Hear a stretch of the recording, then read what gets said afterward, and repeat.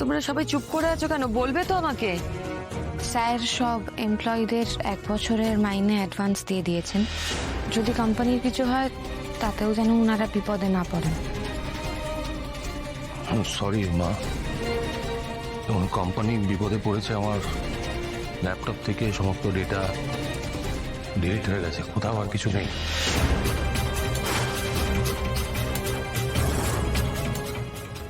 কে আর্য? কে করলো এটা? আমাদের এত বড় ক্ষতি কে করলো? কি মনে হয় তোমার?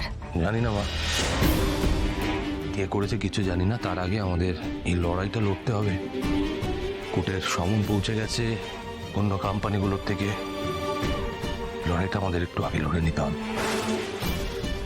তন্ময়দা রিতম গেছেন লিগ্যাল অ্যাডভাইজার সত্যেনবাবুকে আনতে।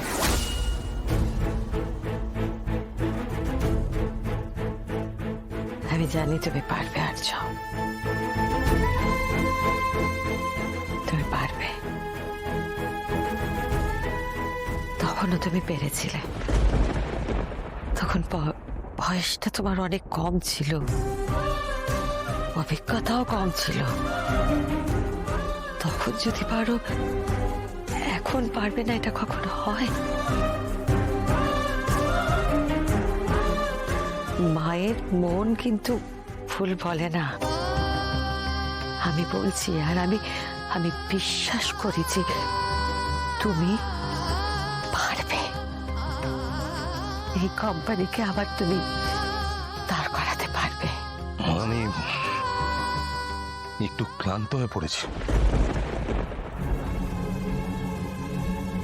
কিভাবে এইসব ঘটলো আমি নিজেও জানি না। সময়ের উপর ভরসা রাখো আর্য। মায়ের কথা কোনো দিন ভুল হয় না। ঠিক পারবে তুমি। পারবে মা। দাদা আজ অব্দি আমাদেরকে কখনো কোনো প্রবলেমে পড়তে দেয়নি। দাদা পারবে। আর এখন তো শিশু আমাদের সাথেই আছে। সব শেষ হয়ে গেছে। আমাদের আমাদের কোম্পানি ডুবে গেছে। আমি জানতাম এটাই হবে। আমাদের জন্য কিছুই থাকবে না। শান্ত কি সব বলছো তুমি? আরে বাবা আগে শোনো তারপর বলো। কি শুনবো? আর শোনার কি আছে? এই তো বললেন কোম্পানি ডুবে গেছে।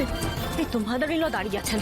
এনাকে আমি কতবার প্রশ্ন করেছি, আমাকে কোনো প্রশ্নের উত্তর দেয়নি, কোনো কিছু জানতে দেওয়া হয়নি। এখন তো সবকিছু শেষ।